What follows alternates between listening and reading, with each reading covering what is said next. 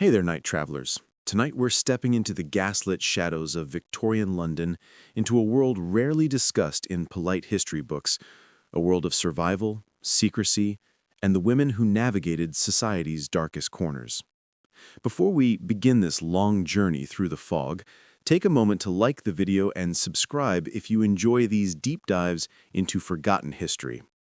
Drop a comment telling me where you're listening from and what time it is in your part of the world. Now, dim your lights, settle into your blankets, and let's walk together through the cobblestone streets of 1870s London, where nothing was quite as it seemed.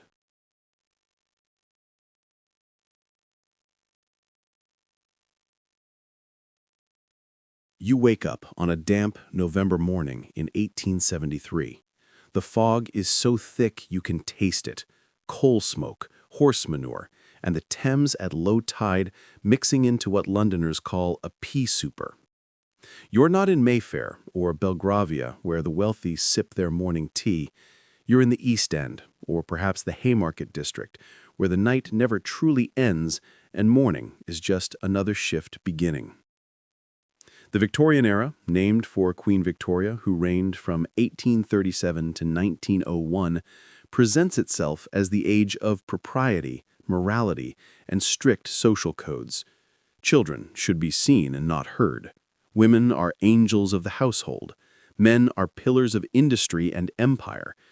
But beneath this starched collar respectability runs a parallel world, a shadow city, where thousands of women work in what the period euphemistically calls the unfortunate trade, or more bluntly, prostitution. Let's be clear from the start. This isn't a romantic tale. There are no hearts of gold here, no pretty woman fantasies. Victorian prostitution was grinding poverty, disease, violence, and a society that simultaneously depended on these women while condemning them to moral and social death.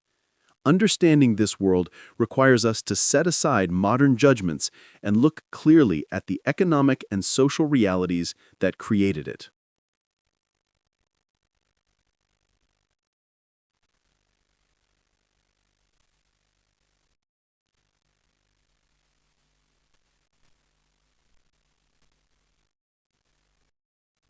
London in the 1870s is the largest city in the world, the beating heart of the British Empire. Over 3 million souls crowd into its streets, from dukes in their Pall Mall clubs to crossing sweepers barely scraping together pennies. The city is a machine of contrasts. Spectacular wealth exists blocks away from crushing poverty. Gas lamps illuminate grand boulevards, while side alleys remain pitch black. And everywhere there's commerce, official and unofficial, legal and illicit. The statistics are startling. Contemporary estimates suggest that in the 1870s London, somewhere between 8,000 and 80,000 women worked in prostitution. The wild variance in these numbers tells its own story. No one really knew, or perhaps no one really wanted to count. The lower estimate comes from police records of registered women under the Contagious Diseases Acts. The higher numbers come from social reformers who saw sin around every corner and perhaps inflated figures to shock donors into opening their purses. The truth likely sits somewhere in the middle. Perhaps 20,000 to 30,000 women engaged in sex work regularly, with countless others dipping in and out as circumstances demanded. This wasn't a career path chosen from a selection of better options. These were women for whom every other door had slammed shut. Economic necessity drove most women into the trade. A seamstress might earn 7 shillings a week, working 12-hour days until her eyes failed from stitching by candlelight. A factory girl might make 10 shillings, working in conditions that would horrify modern safety inspectors. But a woman walking the Haymarket could potentially earn that much in a single night. Or at least, that was the hope. The reality was often grimmer, but when you're choosing between starvation and survival, hope matters more than probability. Hey there, night travelers. Tonight, we're stepping into the gas-lit shadows of Victorian London, into a world rarely discussed in polite history books. A world of survival, secrecy, and the women who navigated society's darkest corners. Before we begin this long journey through the fog, take a moment to like the video and subscribe if you enjoy these deep dives into forgotten history. Drop a comment telling me where you're listening from and what time it is in your part of the world. Now, dim your lights, settle into your blankets, and let's walk together through the cobblestone streets of 1870s London, where nothing was quite as it seemed. You wake up on a damp November morning in 1873. The fog is so thick you can taste it. Coal smoke, horse manure, and the Thames at low tide mixing into what Londoners call a pea souper. You're not in Mayfair or Belgravia where the wealthy sip their morning tea. You're in the East End, or perhaps the Haymarket district, where the night never truly ends, and morning is just another shift beginning. The Victorian era, named for Queen Victoria, who reigned from 1837 to 1901, presents itself as the age of propriety, morality, and strict social codes. Children should be seen and not heard. Women are angels of the household. Men are pillars of industry and empire. But beneath this starched collar respectability runs a parallel world, a shadow city, where thousands of women work in what the period euphemistically calls the unfortunate trade, or, more bluntly, prostitution. Let's be clear from the start. This isn't a romantic tale. There are no hearts of gold here, no pretty woman fantasies. Victorian prostitution was grinding poverty, disease, violence, and a society that simultaneously depended on these women while condemning them to moral and social death. Understanding this world requires us to set aside modern judgments and look clearly at the economic and social realities that created it. Below them were the gay ladies of the West End, the Haymarket, Regent Street, the Burlington Arcade. These women worked the theaters and restaurants, the promenades where officers and gentlemen strolled. They dressed well, maintained lodgings and boarding houses that asked no questions, and carefully navigated the line between attracting business and attracting police attention. Further down the scale were the public house women, operating out of taverns and gin palaces. The houses took a cut of their earnings in exchange for workspace and a modicum of security. These women saw more customers for less money, worked longer hours, and faced greater risks of violence and disease. At the bottom were the street workers, women in the docklands, around the barracks, in the East End slums. These women charged pennies rather than shillings, worked in alleyways rather than rooms, and died young from disease, violence, malnutrition, and the thousand other cruelties that poverty inflicts on human bodies. The Victorian underworld operated on its own logic, its own hierarchies, its own codes. Understanding this world requires us to see past both period moralizing and modern romanticization. These were women trying to survive in a society that offered them few choices and less mercy. Their stories deserve to be told not as cautionary tales or sensational scandals, but as history, complicated, uncomfortable, and ultimately human. As we move deeper into the fog tonight, we'll meet some of these women as individuals rather than statistics. We'll visit the houses they worked in, walk the streets they walked, and try to understand the impossible choices they faced. We'll see how Victorian medicine treated, or more often mistreated them. We'll examine the reform movements that promised salvation but often delivered judgment. And we'll trace what happened to women who tried to escape this life, whether through marriage, emigration, or sheer stubborn survival. The clock strikes 11. The theaters are emptying. The gas lamps flicker in the fog. And somewhere in the labyrinth of Victorian London, thousands of women are beginning their night's work. Let's follow them into the shadows. Let's meet Sarah. She's 23 years old in the autumn of 1873, though she tells customers she's 19 because men prefer youth, and lying about one's age is among the smaller deceptions in this trade. Sarah works the Haymarket area, that stretch between Piccadilly Circus and Pall Mall, where the theaters let out and gentlemen pretend they're just out for evening constitutionals. She wasn't born to this life. No one was, really, despite what moralizers claimed about inherited vice. Sarah's father was a cab driver who died when his horse bolted and overturned the hansom. She was 14. Her mother took in washing but couldn't earn enough to feed 3 children. Sarah, the eldest, went into service at a house in Bloomsbury. The work was brutal.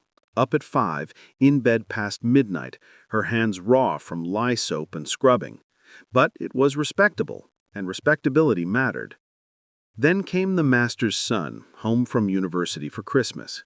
He was 20, handsome and bored. She was 16, flattered by attention from someone so far above her station, and naive enough to believe his whispered promises.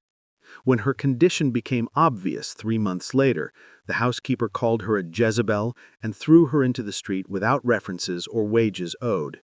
The master's son, of course, claimed no knowledge of any impropriety. Sarah tried to find other work, but without references, respectable employment was impossible. Her mother, terrified of scandal, turned her away. Another mouth to feed was burden enough without the shame of an illegitimate grandchild. The baby came in a charity ward, where the nurses treated unmarried mothers with a contempt that bordered on cruelty. The child, a girl, died at 3 days old. Sarah always suspected the inadequate care was deliberate, but she had no proof and no power to demand better. After that, the descent was swift. She tried street selling, but without capital for stock, that failed. She tried sewing piecework, but the pay was starvation wages and the work destroyed her eyesight. Eventually, cold and hungry and desperate, she accepted a proposition from a man outside a pub. The transaction was ugly, frightening, and degrading. It was enough money to eat for 3 days. That was 5 years ago. Now she has her routine down. She keeps lodgings in a house near Leicester Square, 3 shillings a week for a room barely large enough for a bed and wash basin. The landlady asks no questions as long as the rent is prompt. Sarah owns 2 dresses, one for street walking, reasonably fashionable and kept carefully mended, and one for daytime, shabby but clean. She owns a shawl, 2 chemises, a pair of second-hand boots, and very little else. Her work begins around 9 o'clock in the evening. She walks the Haymarket, often for hours, in all weather. Cold is the enemy in winter. Her thin shawl does little against the fog that seeps into bones. In summer, the smell of horse manure and open sewers makes the streets nearly unbearable, but at least she doesn't freeze. She approaches men with carefully practiced phrases, bold enough to indicate availability, subtle enough to avoid police attention. Prices vary. A respectable-looking gentleman might pay 10 shillings for an hour in his lodgings. A soldier on leave might pay 3 shillings for a quick transaction in a doorway. On a good night, Sarah might earn 15 shillings. On a bad night, she might earn nothing but harassment from constables who know what she is, but can't prove it without catching her in the act. The work is dangerous in ways both obvious and subtle. Violence is always a possibility. Some men turn rough once they've paid. Others refuse to pay afterwards, knowing she has no recourse to law. The police are supposed to protect women, but most constables view prostitutes as criminals, or at best, necessary nuisances. Filing a complaint about rape or assault is more likely to get a prostitute arrested for solicitation than to bring her attacker to justice. Disease is the other constant threat. Syphilis and gonorrhea stalk the streets like invisible predators. Sarah has seen women disfigured by late-stage syphilis, their noses rotted away, their minds deteriorating into madness. She's known women who died young from complications that doctors call female complaints, but which everyone knows came from their work. She tries to be careful, but carefulness only reduces risk. It doesn't eliminate it. Despite everything, Sarah maintains certain standards. She refuses to work with men who are obviously diseased, though identifying symptoms in gaslit streets is more art than science. She refuses certain acts that some men request, even when refusing costs her business. She doesn't drink before work. Too many women fall into alcoholism as the only way to endure the nights, and Sarah has seen where that leads. She keeps herself as clean as limited water and soap allow. She has her regular customers, men she knows by sight, if not by name. A married clerk who visits every Tuesday. An officer who comes when his regiment is in London. These arrangements are safer than random street encounters, but they also mean depending on men who might vanish without warning, leaving gaps in her income. Sarah dreams sometimes of escaping this life, but the paths out are few and treacherous. Marriage is theoretically possible. Some men do marry former prostitutes, usually working-class men who can't afford the luxury of respectability. But Sarah has no dowry, no skills beyond sewing and survival, and the mark of her profession would follow her like a shadow. Most men who use prostitutes have no interest in making wives of them. Immigration is another possibility. Australia and Canada want women, even fallen ones, if they're willing to work as domestic servants in the colonies. But passage costs money Sarah doesn't have, and the immigration societies that sponsor travel are run by religious reformers who require months of moral rehabilitation first, living in institutions that feel uncomfortably like prisons and enduring constant lectures about sin and salvation. The rescue homes are another option, though Sarah views them with deep skepticism. The Magdalene asylums, named for Mary Magdalene, promise to save fallen women through prayer, hard work, and discipline. In practice, they're often harsh places where women labor in commercial laundries for no wages, supposedly learning respectability while actually generating profits for their rescuers. Women who leave these institutions, and many do, unable to bear the combination of judgment and servitude, are considered to have chosen vice over virtue, confirming the reformers' darkest suspicions about the incorrigibility of the fallen. So Sarah continues.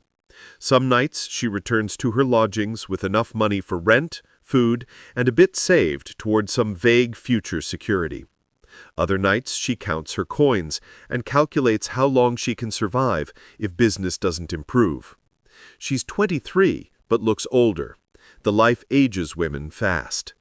She wonders sometimes if she'll live to 30, or if disease or violence or simple exhaustion will claim her first. Let's meet another woman. We'll call her Margaret, though she uses different names depending on which establishment she's working. Margaret occupies a higher tier of the profession. She works in a house in St. John's Wood, one of those establishments that exists in the murky space between brothel and lodging house, where gentlemen come to visit ladies who happen to live there. Margaret is 30 years old and has been in the life since she was 18. Unlike Sarah, Margaret came from a slightly better background. Lower middle class, her father a shopkeeper who failed spectacularly through a combination of bad luck and worse judgment. When he died, the family fell from shabby gentility into genuine poverty. Margaret's mother tried to keep up appearances while taking in sewing, but appearances don't pay bills. Margaret was briefly engaged to a clerk, but when her father's debts became known, the engagement was quietly dissolved. She found work as a barmaid, not respectable, but not shameful. The pub's owner was a woman who ran a tight operation and protected her girls from the worst harassment. But barmaids earned barely enough to live on, and one of the pub's regular customers made Margaret an offer: £10 to be his mistress for a month. £10. That was more than 4 months of wages. Margaret agonized for a week before accepting. The arrangement lasted 3 months before the gentleman tired of her, but by then Margaret had learned several important lessons. First, that her youth and looks were marketable commodities with a limited shelf life. Second, that one wealthy protector was safer and more lucrative than many poor customers. Third, that the difference between being a mistress and being a prostitute was mostly a matter of vocabulary and venue. She moved to St. John's Wood 5 years ago. The proprietress, Mrs. Harrison, certainly not her real name, runs a sophisticated operation. The house appears to be simply a boarding house for single ladies. The ladies happen to receive a steady stream of male visitors, but everything is conducted with decorum. No soliciting from windows, no obvious commercial transactions, no drunken disturbances that might attract police attention. Margaret pays Mrs. Harrison rent for her rooms, more expensive than Sarah's bare lodging, but far more comfortable. She has a bedroom and a small sitting room, furnished in reasonable taste. Mrs. Harrison provides linens, has the rooms cleaned, and maintains a kitchen where the ladies can prepare light meals or have food sent up. In exchange, Mrs. Harrison takes no direct cut from Margaret's earnings, though she expects discreet gifts at Christmas and on her birthday. The arrangement works because it maintains plausible deniability. If questioned, Margaret is simply a lady receiving social calls from gentlemen friends. That these friends leave money in envelopes on the mantelpiece, well, that's just generous gifts between friends, isn't it? The whole system depends on everyone pretending very hard that what's obviously happening isn't actually happening. Margaret's customers are professional men, barristers, physicians, businessmen. They're married, mostly, but visiting prostitutes is considered a masculine prerogative, hardly worth commenting on as long as it's done discreetly. Some of Margaret's arrangements last months or even years. She becomes something between a mistress and a courtesan, careful to make these men feel like they're visiting a lady friend rather than paying for sex. She's learned to be what each customer needs. For the Psy solicitor, she's reassuring and gentle. For the blustering businessman, she's impressed by his accomplishments. For the bored aristocrat, she's witty and sophisticated. It's performance art, really, and Margaret has become very good at her craft. The money is significantly better than street work. Margaret might earn £3 to £5 per week, roughly what a skilled craftsman makes, and far more than most women could ever earn legitimately. She dresses well, eats adequately, and has even managed to save a small amount of money, though not nearly enough for any sort of secure future. But the work takes its own toll. The constant performance of being whoever the customer wants is exhausting. The knowledge that her youth and looks are her only capital, depreciating with every passing year, creates low-level anxiety that never quite goes away. And despite the nicer surroundings and better class of customer, the fundamental transaction remains the same. She sells access to her body because society offers her no better way to survive. Margaret sometimes thinks about the future with more realism than Sarah can afford. She knows that in 5 or 10 years she'll age out of this level of the trade. The question is whether she'll have accumulated enough money by then to set herself up in some small business, a boarding house perhaps, or a shop, or whether she'll slide down into the lower tiers of prostitution, eventually ending up on the streets she once left behind. She's also aware of the tightrope she walks regarding health. Margaret has been lucky so far. No serious diseases, no pregnancies that couldn't be quietly managed. But luck runs out. She knows women who contracted syphilis from customers who seemed perfectly respectable. She knows women who died from attempted abortions when prevention failed. The specter of disease and its consequences haunts every transaction, no matter how well-dressed the customer or how comfortable the surroundings. Now let's descend further down the hierarchy to meet Bridget. She's an Irish immigrant, which automatically marks her as suspect in London's eyes. The Irish are, in Victorian opinion, naturally prone to vice, violence, and drink, a prejudice that conveniently ignores the economic and political factors that drove millions of Irish to England's cities. Bridget is 28, but looks 40. Life has been hard. She fled Ireland during the famine years, arriving in London as a child with her family. Her father found work as a laborer when he could find it at all. Her mother took in washing until her lungs gave out from the damp and the chemicals. Bridget went into service at 12, was dismissed at 16 for impertinence, she refused an employer's advances, and drifted into the East End's casual labor market. She worked in match factories, where the phosphorus rotted teeth and bones, giving women phossy jaw that left their faces looking like melted wax. She worked in laundries, standing for 12 hours in steaming water that scalded her legs. She worked picking rags, sorting through London's garbage for anything that could be recycled or resold. Every job paid starvation wages. Every job damaged health. And all of them together barely kept her alive. Bridget's entry into prostitution was less a decision than a slow slide. A man offered her money after she'd spent 2 days without food. She accepted, hating herself, but too hungry to refuse. Then it happened again and again. Eventually, she stopped looking for other work because this paid better and hurt no more than the phosphorus or the scalding water. She works the docklands now, around Shadwell and Ratcliffe Highway, where sailors fresh off ships are looking for drink and women, in that order. The area is notoriously rough. Violent crime is common, police presence minimal, and the women who work here are at the absolute bottom of the hierarchy. Bridget charges 6 pence to a shilling per customer. She works in alleyways mostly, sometimes in the foul-smelling rooms above dock taverns where the publican takes half her earnings for the use of the space. The customers are often drunk, sometimes violent, occasionally dangerous. Bridget has been beaten more than once by customers who felt they'd been cheated, by men who simply enjoyed inflicting pain on women they viewed as less than human. She carries a small knife, but using it would mean legal trouble she can't afford. Mostly she endures, takes the money, and moves on to the next customer. Disease is rampant at this level. Bridget knows she probably has gonorrhea. She has the symptoms, though she lacks the money for any treatment that might work. She's simply hoping her body can outlast the infection, though she knows many women don't. Syphilis is everywhere too, but its progression is slower, and Bridget has learned not to think too far into the future. Planning requires hope, and hope is a luxury she can't afford.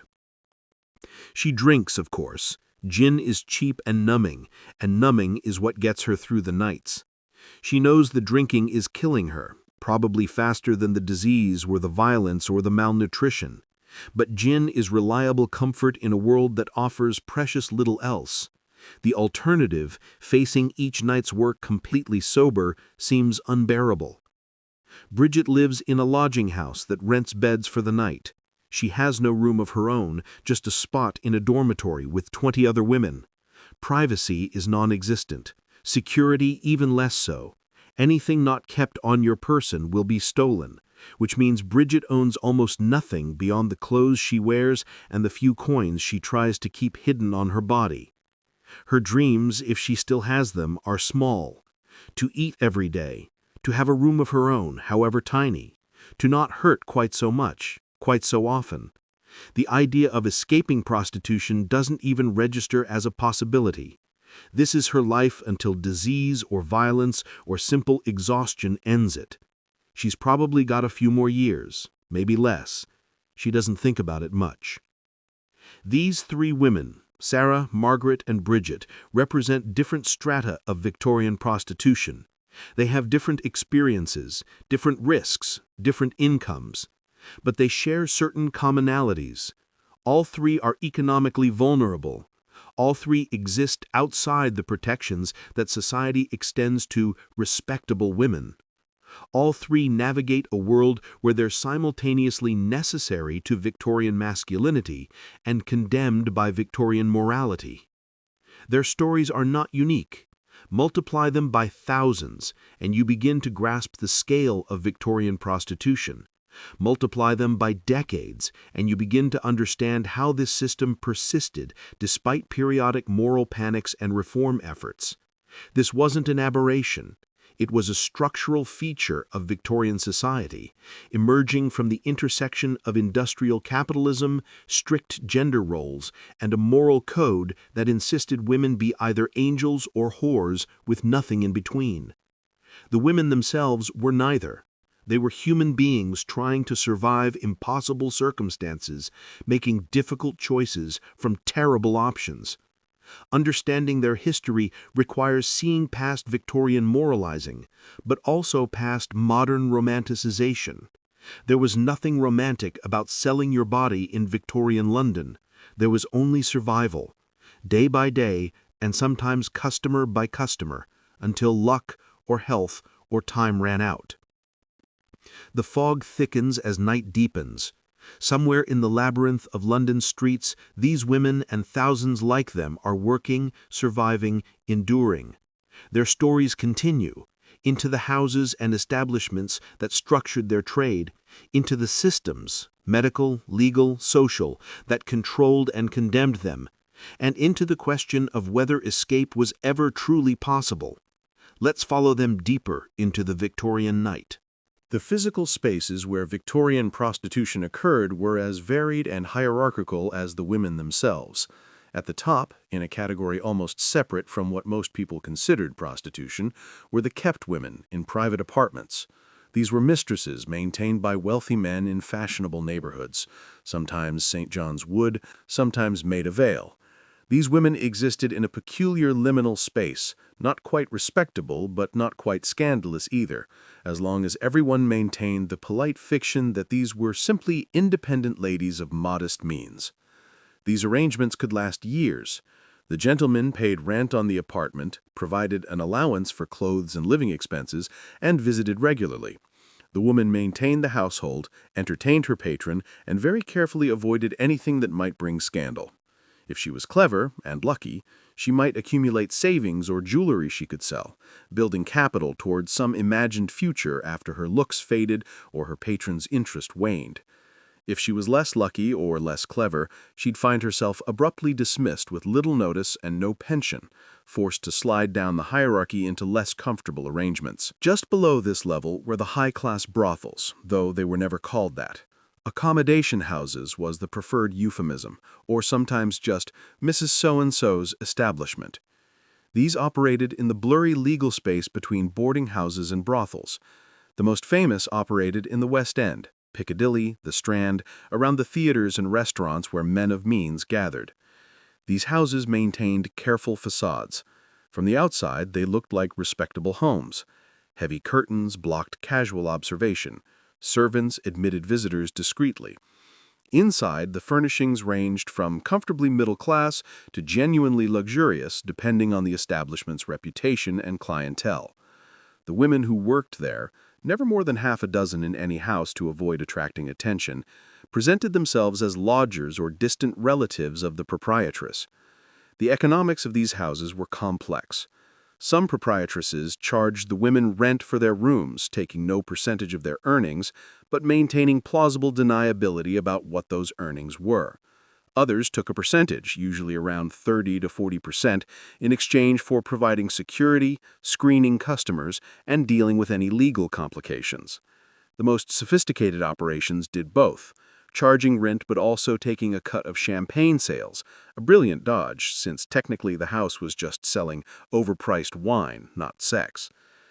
Customers at these establishments were professional men, successful merchants, and occasionally aristocrats looking for more sophisticated entertainment than their clubs provided.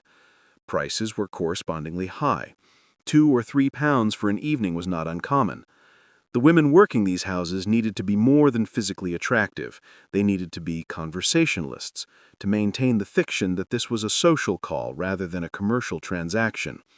Some could play piano, sing, or speak French. All had learned to be whatever the customer wanted, whether that was demure innocence or worldly sophistication. Security in these houses was handled discreetly but effectively. Most employed a doorman or servant who was actually hired muscle, capable of dealing with customers who got too drunk or too rough. The best madams for that's what they were, whatever euphemism they preferred, knew exactly which constables to bribe and how much to pay to ensure their establishments were left undisturbed during police crackdowns. Moving down the social ladder, we find the mid-tier brothels, concentrated in areas like Seven Dials, around Covent Garden, and in the streets behind the major railway stations. These establishments were less sophisticated operations. The houses were often genuinely shabby, the furnishings worn, the pretense of respectability thin. But they served a crucial market, men who wanted the relative safety and comfort of indoor encounters, but couldn't afford or didn't want to frequent the higher-class houses. Women working these establishments saw more customers for less money. Where a West End prostitute might entertain 1 or 2 wealthy customers per evening, women in mid-tier brothels might see 5 or 6, each paying a few shillings. The houses took significant cuts, sometimes as much as half the women's earnings, justified by providing workspace, dealing with police, and offering some protection against violence, though that protection was often more promised than delivered. These houses operated on schedules. Early evening might see clerks and shop assistants who couldn't afford West End prices. Later, after the public houses closed, the customers might include laborers and soldiers. Very late night or early morning might see a different clientele entirely. Market workers from Covent Garden or Billingsgate, dock workers finishing night shifts. The women worked long hours, sometimes staying available 16 hours or more, trying to maximize earnings while their youth lasted. Conditions in these houses ranged from merely unpleasant to genuinely squalid. Many occupied older buildings that the upwardly mobile had abandoned, structures with failing plumbing and inadequate heating. Privacy was minimal. The rooms were often divided by cloth hung on ropes rather than proper walls. The sheets were changed irregularly, washing being an expense madams tried to minimize. Disease spread easily in these conditions, and the house rules typically offered no sick leave or insurance against illness. Below these were the public house brothels, operating out of taverns and gin palaces throughout London. These establishments made no pretense of being anything other than what they were. The publican tolerated or encouraged prostitutes using his premises because they attracted male customers who bought drinks. The economic model was simple. The women brought in customers, the customers bought alcohol, everyone profited. Prices for services were low, a shilling or 2 typically, meaning women needed high volume to survive. The work was brutal, the customers often drunk and rough, the conditions primitive. At the absolute bottom of the hierarchy were the street workers, women with no fixed place of business who plied their trade in doorways, alleyways, and parks. These women had the least protection, earned the least money, and faced the greatest risks. They were the most visible to police and reformers, the most likely to be arrested, and the most likely to die young from disease, violence, or exposure. Different parts of London had different reputations for street work. The Haymarket and its surrounding streets were relatively upscale. Women there could charge more and attract better customers. The areas around railway stations saw constant traffic, both of potential customers and police. The docklands were rougher and more dangerous, populated by women who were often desperately poor and willing to accept almost any price rather than go hungry. The East End, Whitechapel, Spitalfields, Shadwell, had the worst reputation. This was where the poorest women worked, often homeless or nearly so, trading sex for pennies or for a bed in a common lodging house. These women were aging, diseased, often alcoholic.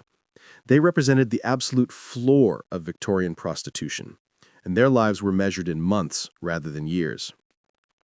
The geography of prostitution also revealed something about Victorian men's psychology. The same men who insisted their wives remained ignorant of sexual matters, who campaigned for social purity and moral reform, who demanded that proper women be chaste and modest, these men created the demand that sustained this industry. The spatial separation between respectable districts and vice districts allowed Victorian men to compartmentalize, to maintain the fiction that the women they visited in Haymarket or Seven Dials existed in a completely separate moral universe from their wives and daughters. This compartmentalization was reinforced by the way people spoke, or didn't speak, about prostitution. Euphemisms proliferated. Women weren't prostitutes, they were unfortunates, gay ladies, Cyprians, women of the town, or simply those women. Men didn't visit brothels, they had adventures, went on the town, or visited houses of accommodation. The language carefully avoided acknowledging the commercial nature of the transaction, maintaining the fiction that what everyone knew was happening somehow wasn't really happening at all. The business operations of these various establishments reveal much about Victorian capitalism. Like any other business, brothels required capital to start, careful management to sustain, and shrewd understanding of market forces to prosper. A successful madam needed to be part businesswoman, part psychologist, and part politician, navigating relationships with police, local government, neighbors, and competitors while managing her workforce and clientele. Startup costs for a mid-tier brothel in the 1870s might run £50 to £100. Rent deposits, furniture, initial bribes to police, advertising through discreet word of mouth. The capital usually came from one of several sources: a retired prostitute who'd saved diligently, a male investor who stayed carefully in the background, or occasionally a woman who'd been left a small inheritance and saw brothel keeping as more profitable than the limited alternatives available to women of modest means. Operating expenses were considerable. Rent, obviously, but also payments to police and local officials to avoid harassment, coal for heating, gas for lighting, food and drink to offer customers, laundry, a major expense given that linens needed frequent changing to maintain even minimal hygiene, servants, usually older women past the age of sex work themselves, employed as maids and doorkeepers, and medical expenses, though most madams were reluctant to pay for doctors unless absolutely necessary. The profit margins could be substantial if a house was well managed. A woman might earn 5 shillings from a customer. The house took 2 shillings, expenses might consume another shilling, leaving 2 shillings profit. Multiply by 6 women and 6 customers each per night, and a madam might clear £6 per day, £40 per week, £2,000 per year. More than many professionals earned, and enough to live quite comfortably if one didn't mind the source of the income. Of course, most houses didn't operate at this level of efficiency. Competition was fierce, particularly in the middle tiers. A raid by a moralistic police could shut down a house for weeks. An outbreak of disease could drive customers away. A particularly violent incident could attract unwanted newspaper attention. The business was profitable, but precarious, and many madams found themselves barely staying afloat despite the apparently lucrative nature of the trade. The relationship between prostitutes and madams was complex and often exploitative. Some madams were former prostitutes themselves who treated their workers with relative fairness, understanding the precarity and dangers of the trade. Others were purely exploitative, trapping women in debt through overpriced room and board, fines for being late, for refusing customers, for any perceived disrespect to the madam, and women could find themselves working for months or years without ever clearing their debt. Leaving was theoretically possible, but leaving with debts unpaid could mean violence from the house's enforcers or problems with other establishments who might refuse to take on women with a reputation for not paying their obligations. The madams themselves occupied an interesting social position. They were, by any measure, living off immoral earnings. Yet successful madams could accumulate significant wealth and even a certain degree of grudging respect from the business community. They owned property, paid taxes, employed servants, and conducted themselves with the outward trappings of respectability. Some even attended church regularly, their donations welcome despite the obvious source of their wealth. The hypocrisy was breathtaking, but entirely characteristic of Victorian society, which excelled at not seeing what it preferred to ignore. Street prostitution operated on entirely different principles. There were no buildings to maintain, no rent to pay, no servants to employ. The overhead was minimal, just the cost of clothes, lodging when it could be afforded, and perhaps bribes to constables. But the lack of infrastructure also meant lack of security. Street workers were completely vulnerable to violence, weather, police harassment, and the predations of various criminals who viewed these women as easy targets. Some street workers were completely independent, approaching customers on their own and keeping all their earnings. Others paid protection to local toughs who claimed to keep them safe from other violence while actually constituting a threat themselves. Still others worked for male pimps. Though the term pimp wasn't widely used yet, the role certainly existed. These men claimed to provide protection and attract customers in exchange for a substantial cut of earnings, sometimes as much as half or more. The relationship between pimps and prostitutes was even more exploitative than that between madams and brothel workers.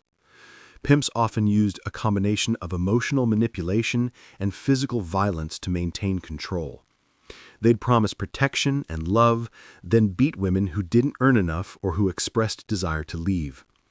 Legal recourse was non-existent. A prostitute complaining to police about her pimp was more likely to be arrested herself than to receive help. Certain streets and areas became known for particular types of prostitution.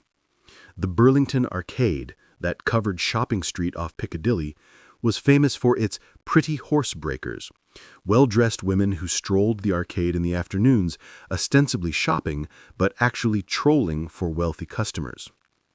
The arcade's management periodically tried to exclude these women, but enforcement was difficult when the women in question were well-dressed and behaving with perfect outward propriety. The Haymarket itself was perhaps the most famous street for prostitution in Victorian London.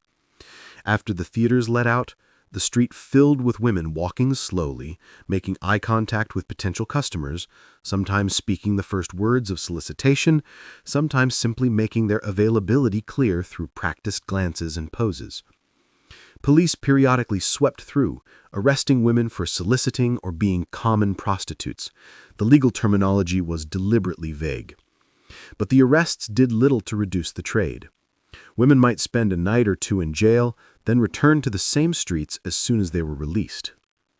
Around the railway stations, particularly Waterloo, King's Cross, and Victoria, prostitution thrived on transient traffic.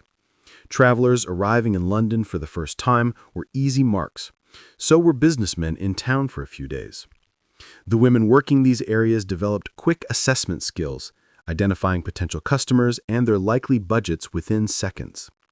The work was fast-paced and required women to be both bold and cautious, approaching men confidently while also watching for police or railway security. The Docklands presented unique challenges and opportunities. Ships arriving from abroad brought sailors with money burning holes in their pockets and limited time on shore. The areas around the docks, Shadwell, Wapping, Limehouse, became notorious for the density of public houses and the women who worked them. The trade here was rough and fast, with little pretense of anything beyond the basic transaction. Violence was common, both from drunk customers and from the various criminal gangs that controlled different territories.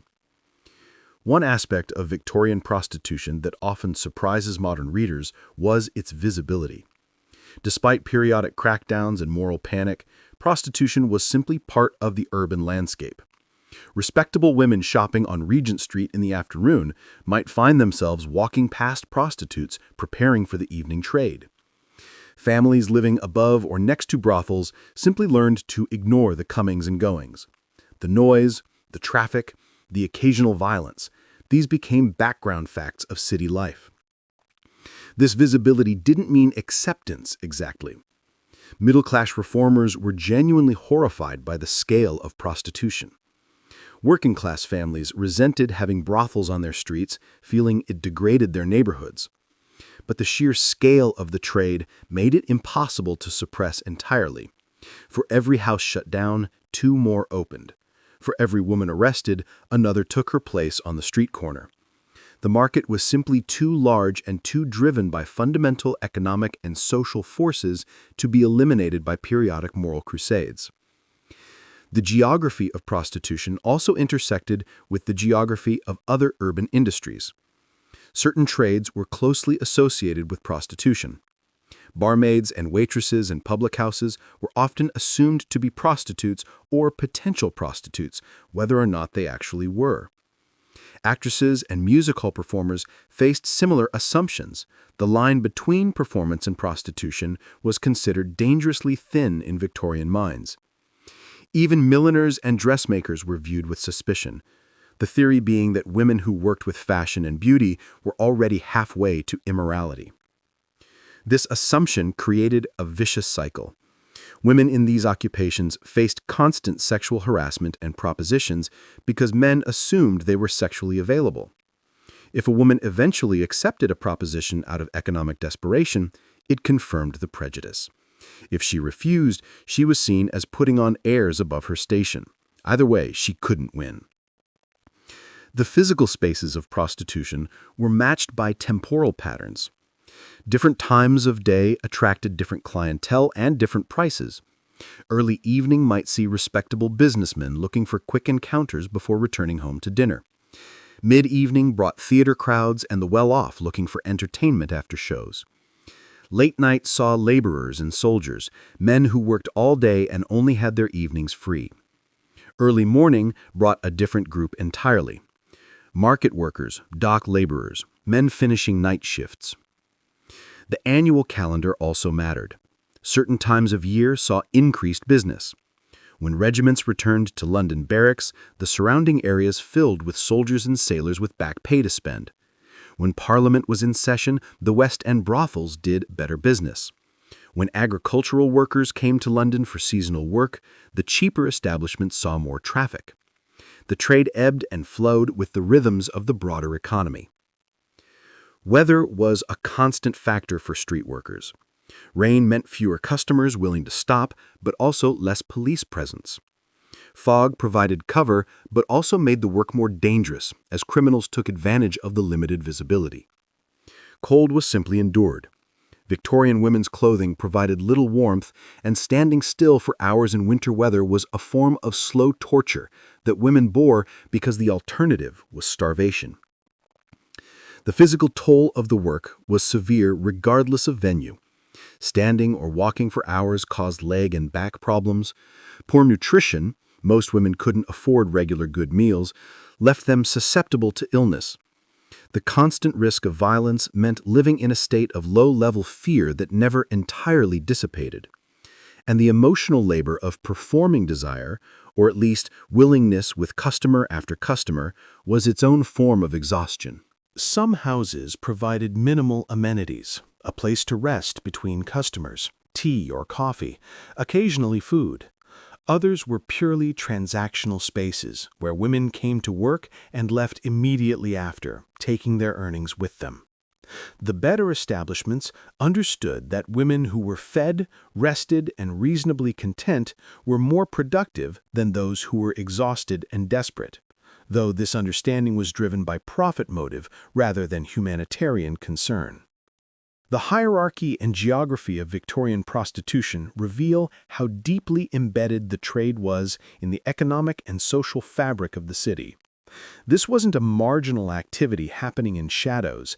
It was a major industry with complex infrastructure, sophisticated business practices, and deep integration into urban life. Understanding this helps explain why reform efforts so often failed. They were trying to eliminate not a vice, but an economic system that employed thousands and served tens of thousands. As the night deepens and the fog thickens, these spaces come alive.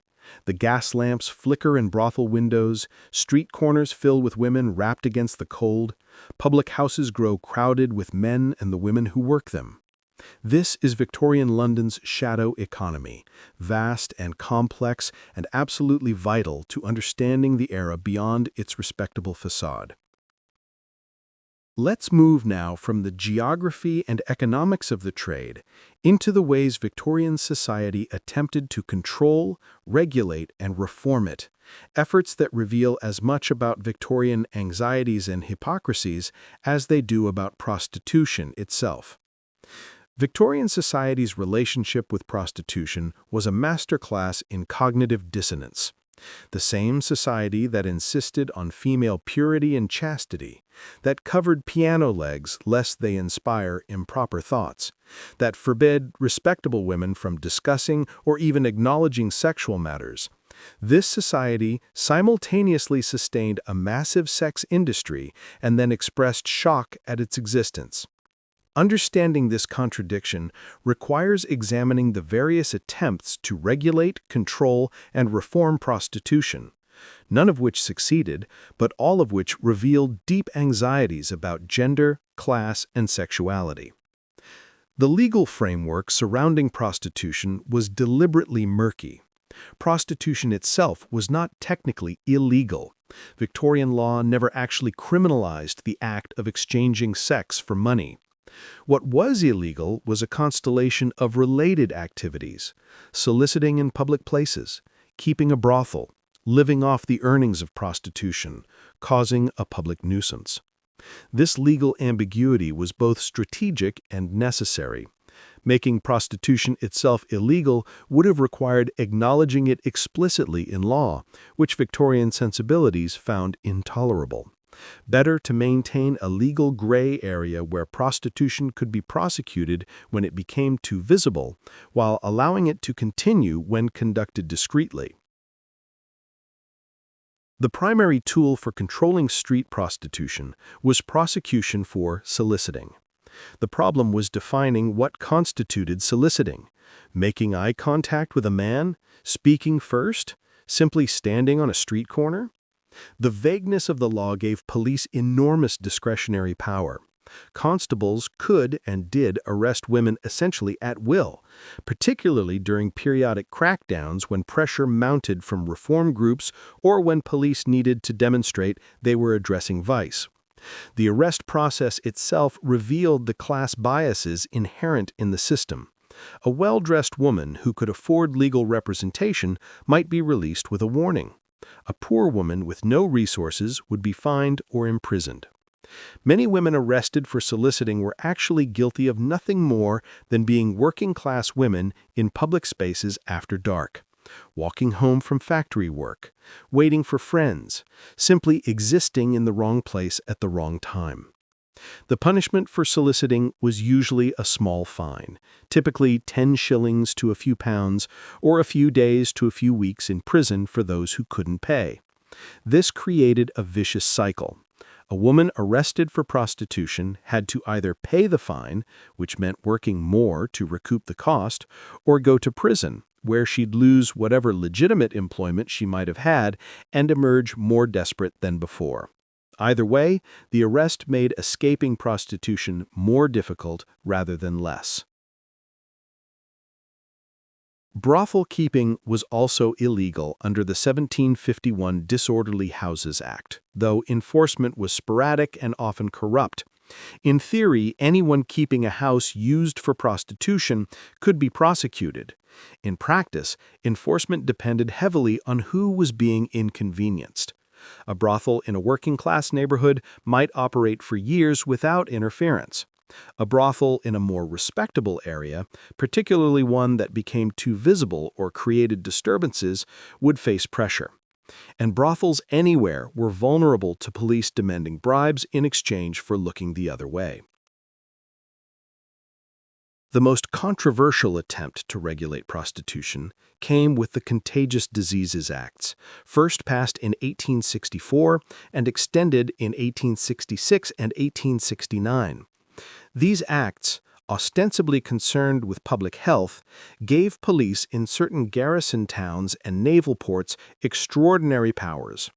Any woman suspected of being a common prostitute could be forced to undergo medical examination. If she was found to have venereal disease, she could be confined in a lock hospital for up to 9 months. The Contagious Diseases Acts revealed Victorian double standards with brutal clarity. Only women were examined, only women were confined, only women were punished. Male customers and clients faced no consequences whatsoever, despite being equally responsible for spreading disease. The legislation was based on the assumption that women were the source of contamination and men were innocent victims, an assumption that would be laughable if its consequences hadn't been so serious. The examination process itself was invasive and traumatic. Women were subjected to internal examinations with metal speculums conducted by male doctors, often in front of police officers. The procedure was painful, humiliating, and done without anything resembling informed consent. Refusal meant imprisonment, which meant most women submitted to examination however degrading they found it.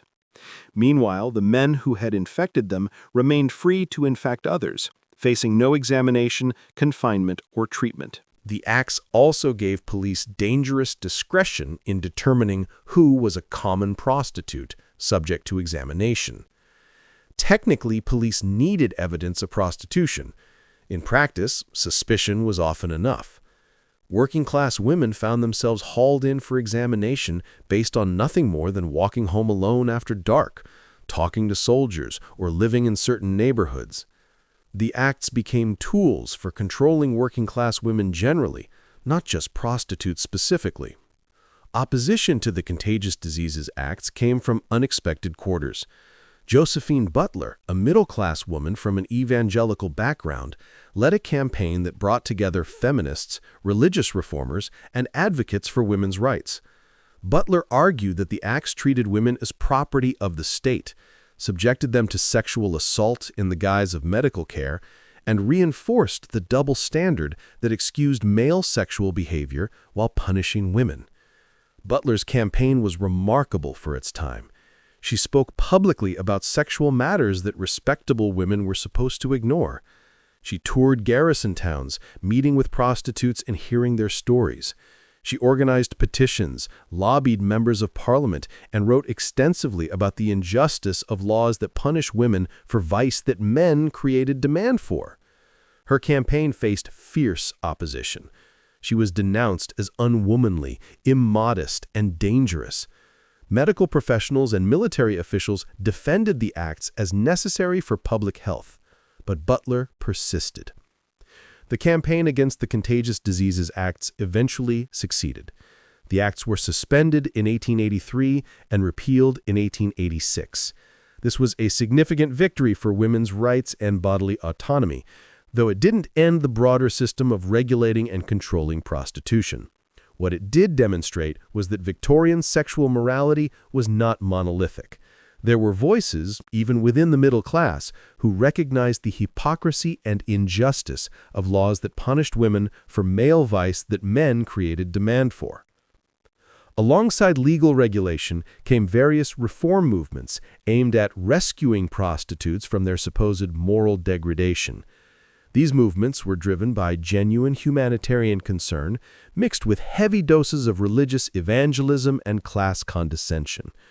Reformers saw prostitutes as fallen women who needed to be saved, reformed, and returned to virtue, preferably through a combination of prayer, hard work, and strict discipline. The Magdalene asylums were the most visible manifestation of rescue efforts. Named for Mary Magdalene, the reformed prostitute of biblical tradition, these institutions promised to provide shelter, training, and moral rehabilitation to women who wanted to leave prostitution. In reality, they were often harsh places, where religious instruction was combined with commercial laundry work that generated profits for the institution while supposedly teaching inmates the value of honest labor. Women entering Magdalene asylums faced strict regimes. They surrendered their clothes, often the only valuable possessions they owned, for institutional uniforms. They followed rigid schedules of prayer, work, and silence. They were forbidden to leave the premises, sometimes for months or even years. Any infractions of rules resulted in punishment: extra work, solitary confinement, public humiliation before other inmates. The experience was meant to break down women's will and rebuild them as proper, submissive, respectable women. The success rate of these institutions was poor by their own metrics. Many women left, escaping over walls, simply walking out when they couldn't there another day, or being expelled for failing to show sufficient contrition. Those who completed the program often found that the training they'd received, essentially how to do laundry and be subservient, didn't actually provide viable paths out of poverty. The promised job placements were often in domestic service, at wages even lower than what the women had earned in prostitution, and the stigma of being a Magdalene followed them regardless of their reformation. Some reform efforts took different approaches. The Society for the Rescue of Young Women and Children focused on prevention rather than reformation, trying to intercept young women arriving at railway stations before procurers could approach them. These ladies of the platform met trains looking for country girls who seemed vulnerable, young women traveling alone, carrying their possessions, looking confused by the city's bustle.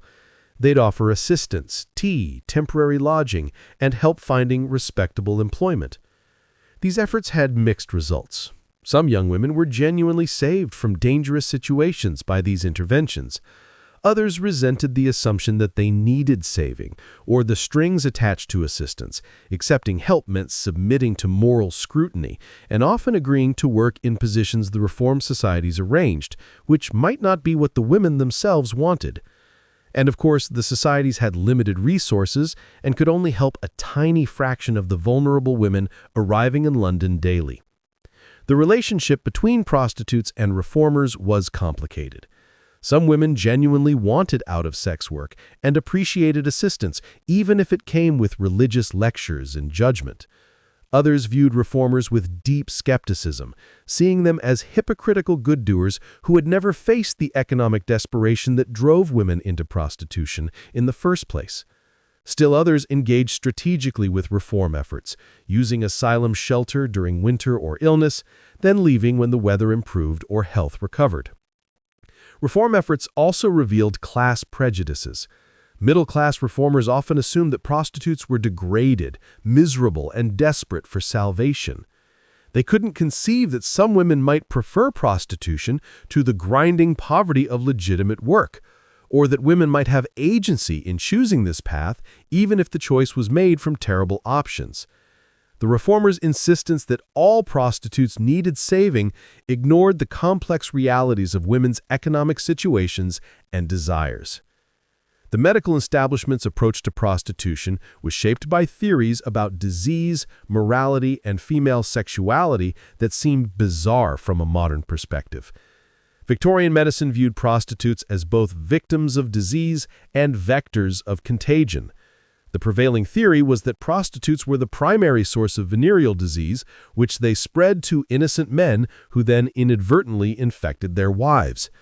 This theory conveniently ignored the obvious fact that men were spreading disease between partners and that prostitutes who contracted disease almost always got it from customers. Treatment for venereal disease was primitive and often dangerous. Mercury was the standard treatment for syphilis, administered as pills, ointments, or through fumigation. The treatment was based on the idea that mercury promoted sweating and salivation, which somehow expelled the disease from the body. In reality, mercury was poisonous, and patients often suffered from mercury toxicity that was as bad or worse than the disease itself. The phrase, "a night with Venus, a lifetime with Mercury," captured the grim reality that contracting syphilis meant years of toxic treatment.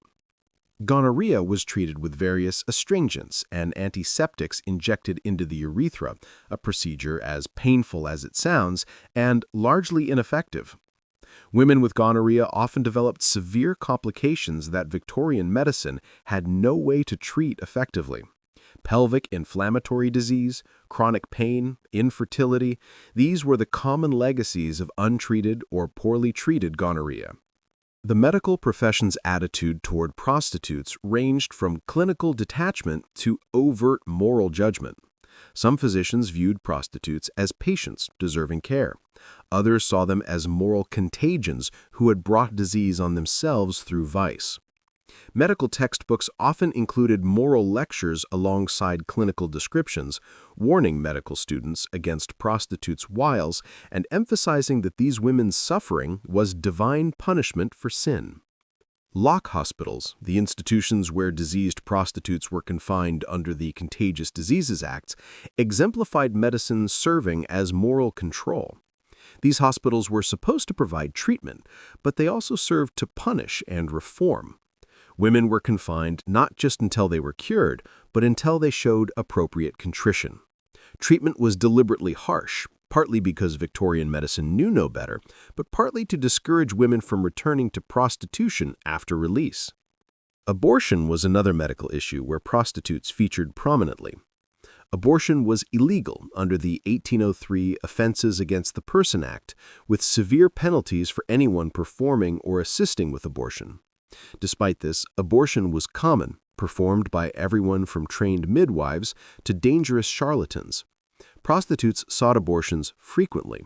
Pregnancy meant loss of income, and giving birth meant either abandoning a child or trying to raise one while working in prostitution, neither acceptable options. The illegal nature of abortion meant it was dangerous. Women died from hemorrhage, infection, or toxicity from abortifacients like lead, arsenic, or ergot. Others were left infertile or chronically ill.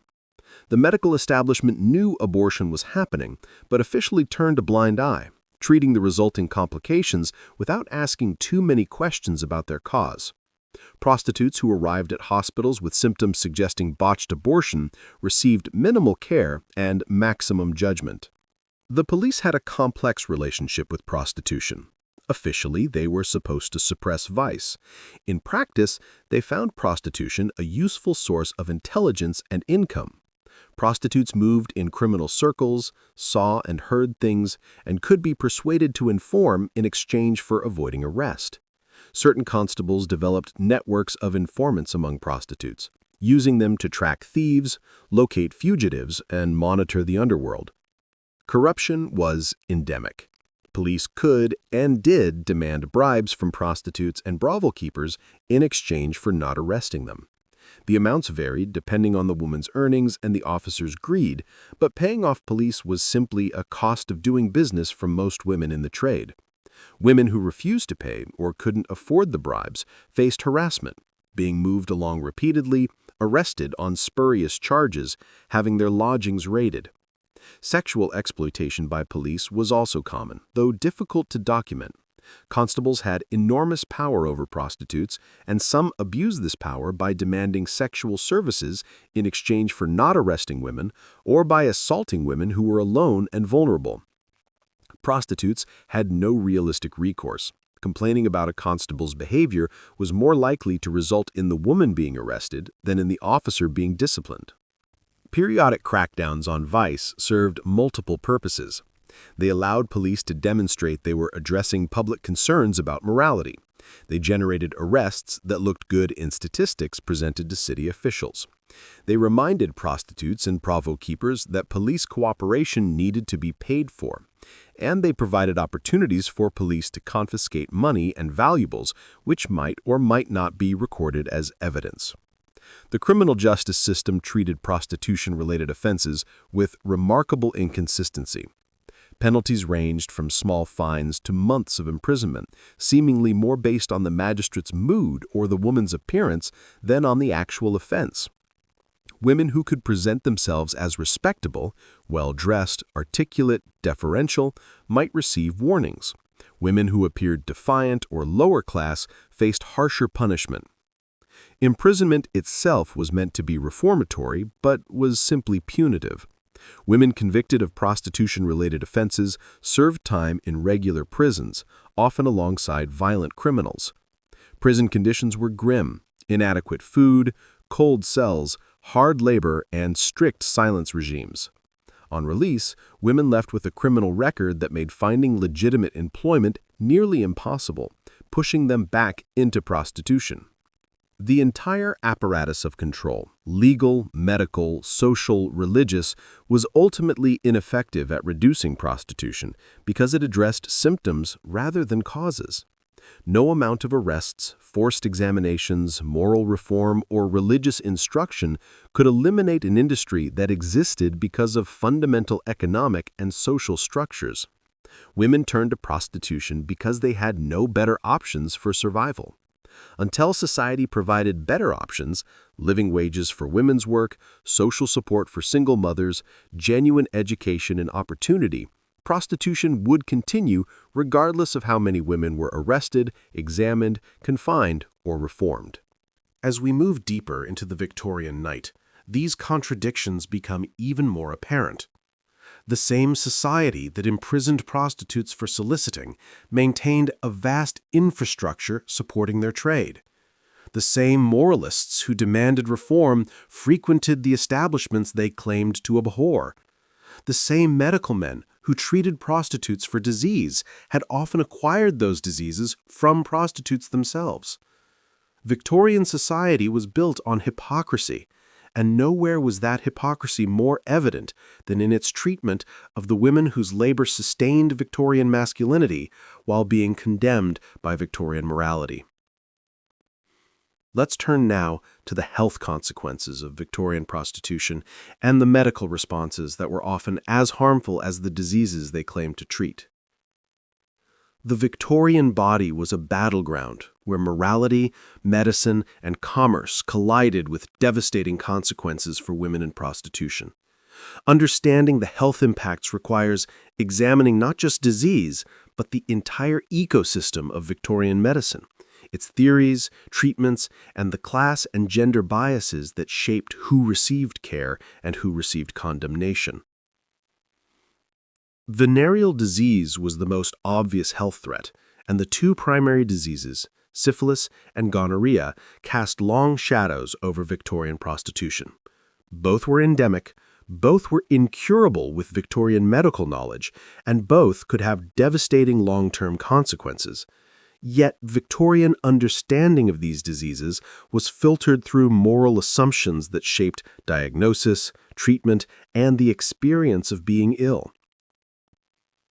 Syphilis, called the pox or the French disease, depending on which nation one wanted to insult, progressed through distinct stages. Primary syphilis appeared as a chancre, a painless sore at the infection site, appearing about 3 weeks after contact.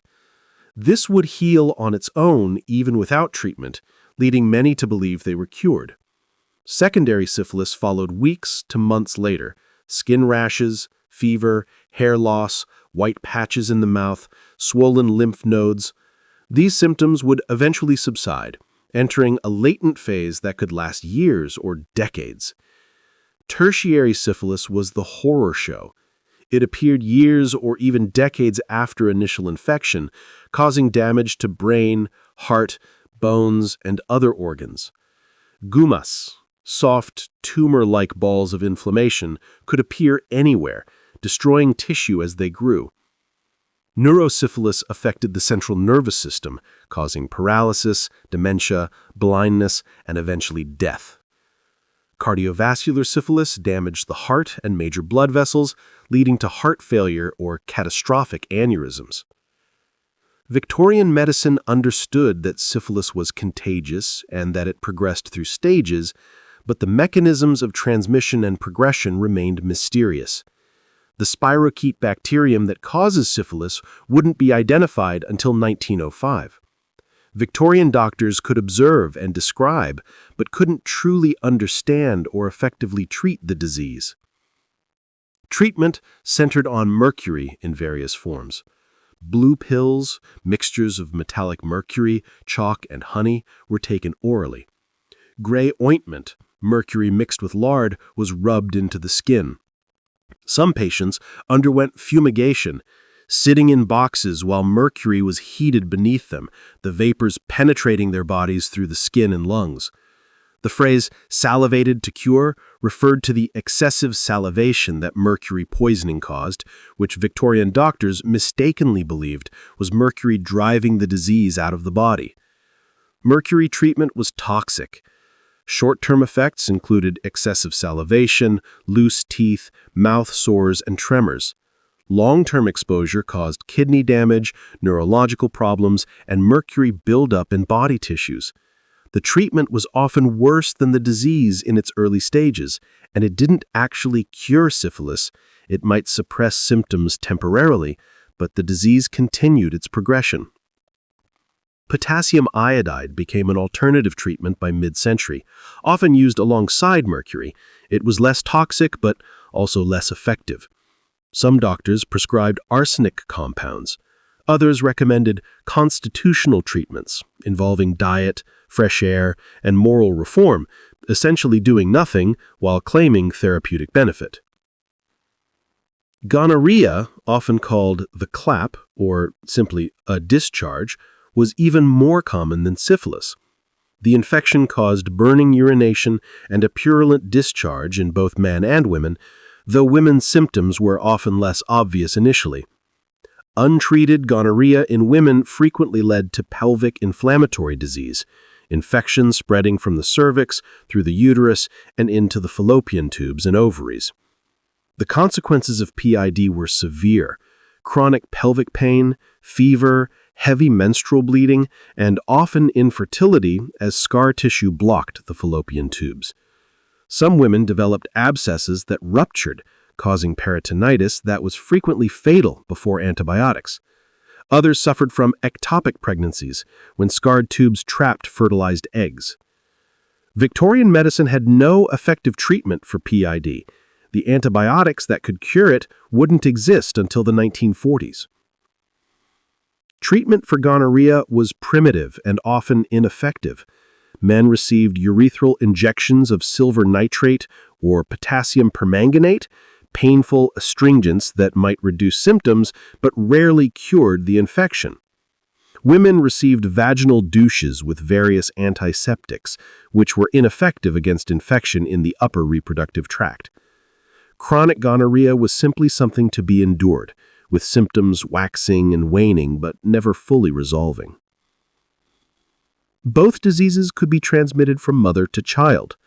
Congenital syphilis caused devastating birth defects, stillbirth, neonatal death, or survival with deformities of bones and teeth, developmental delays, and often early death. Babies born to mothers with untreated gonorrhea could develop eye infections during birth that led to blindness, a common enough occurrence that special facilities existed for blind children, many of whom had been infected this way. Beyond venereal disease, prostitutes faced numerous other health challenges stemming from their work and life circumstances. Pregnancy was an occupational hazard, and Victorian contraception was rudimentary at best. Condoms existed, but were expensive, unreliable, and not widely used. Many men refused them, and prostitutes had limited ability to insist. Withdrawal was attempted, but notoriously unreliable. Douching after sex with water, vinegar, or various chemicals was believed to prevent pregnancy, but was mostly ineffective. Abortion was the common solution to unwanted pregnancy. Despite being illegal and dangerous, abortion was practiced widely. Methods ranged from herbal abortifacients like pennyroyal, rue, and savin, which might induce miscarriage but could also cause liver failure, kidney damage, or death, to mechanical abortion using various instruments to dilate the cervix and remove the pregnancy. The safety of abortion depended entirely on who performed it. A skilled midwife with clean instruments might successfully terminate a pregnancy without complications. At the other end of the spectrum were dangerous practitioners who used unsterilized instruments, had limited anatomical knowledge, and charged desperate women whatever they could extort. Many women attempted self-abortion using knitting needles, crochet hooks, or other implements, often with catastrophic results. Complications from abortion killed substantial numbers of women. Hemorrhage could cause death within hours. Infection could cause sepsis, a life-threatening condition where bacteria entered the bloodstream. Perforation of the uterus could cause internal bleeding or peritonitis. Women who survived botched abortions often suffered chronic health problems, infections that never fully healed, damage to reproductive organs, infertility. Hospitals treated abortion complications with a mixture of medical care and moral judgment. Women arriving with heavy bleeding or fever after obvious abortion attempts received minimal treatment and maximum condemnation. Doctors were required by law to report suspected abortions to police, though many turned a blind eye. The care these women received was often deliberately inadequate. Some medical personnel believed that women who sought abortion deserved to suffer as punishment for their sin. Childbirth itself was dangerous in the Victorian era, and for prostitutes it was even more so.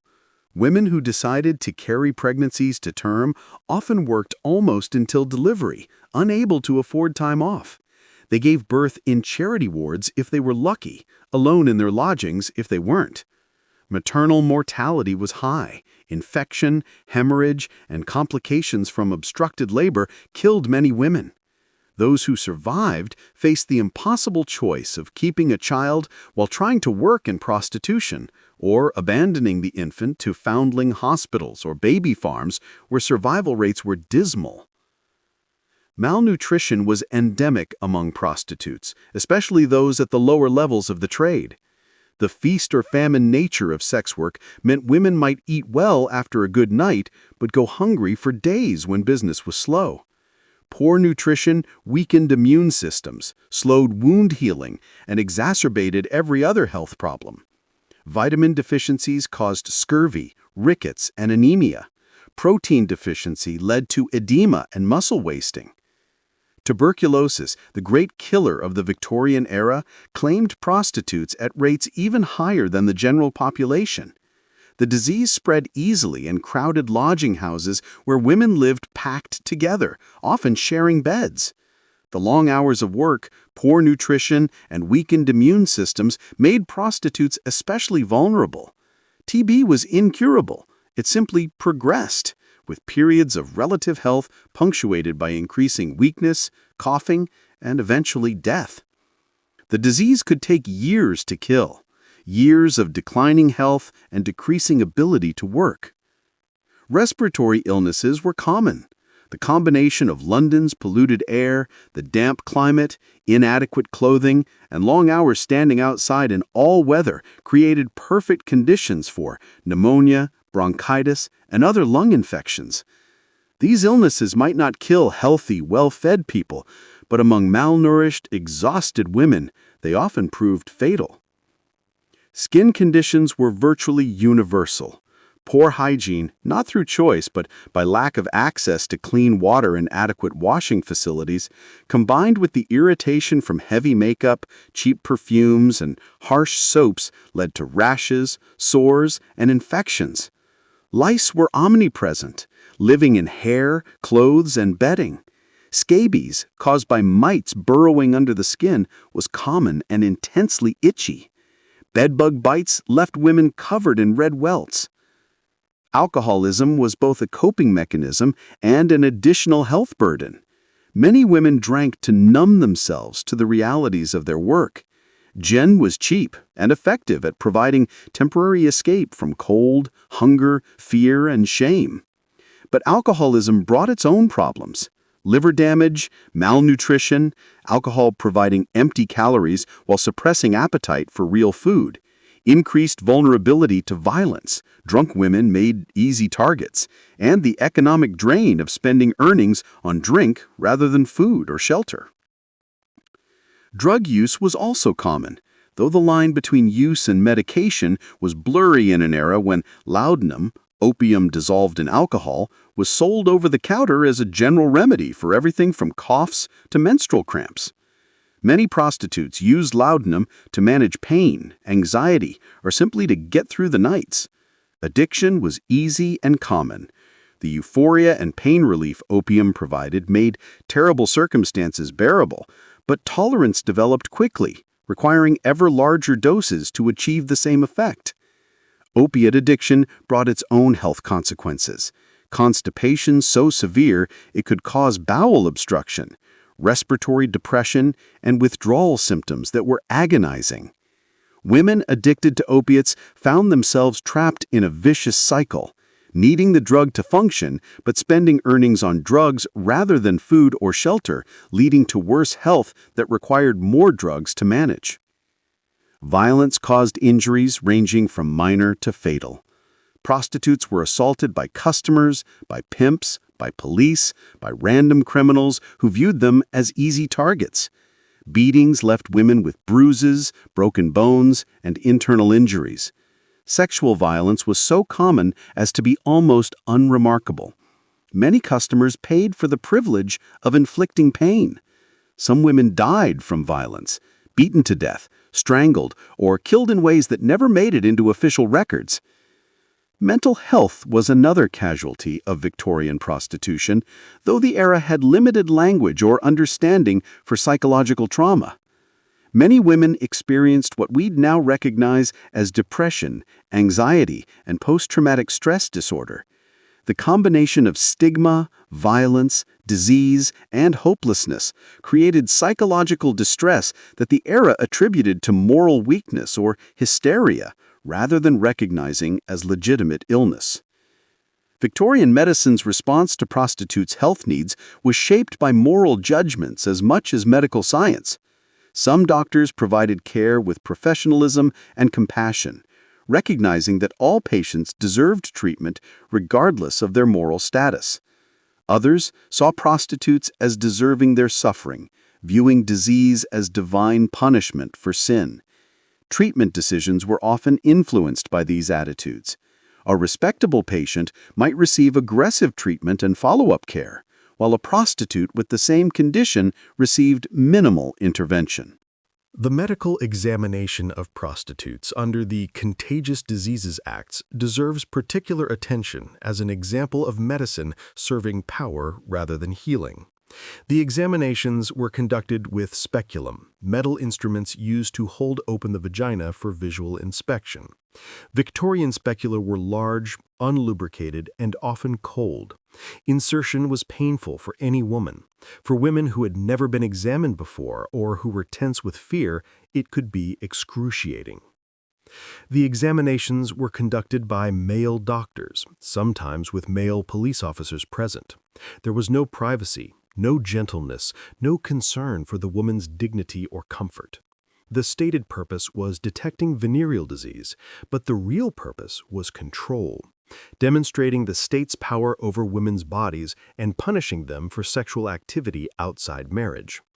The trauma of these examinations, physical pain, humiliation, violation, was dismissed as unimportant. After all, these were prostitutes. Their bodies were already degraded by vice, so what did a little additional degradation matter? Lock hospitals, where diseased prostitutes were confined, combined medical treatment with punishment and moral reform. The treatment itself was harsh. Mercury applications, caustic douches, procedures done without anesthesia because pain was considered part of the treatment.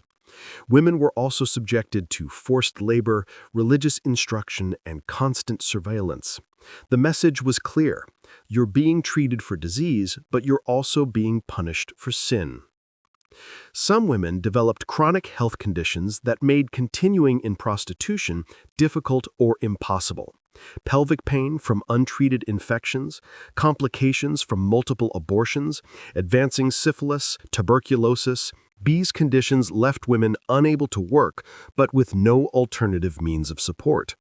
Some ended up in workhouses, those grim institutions for the destitute.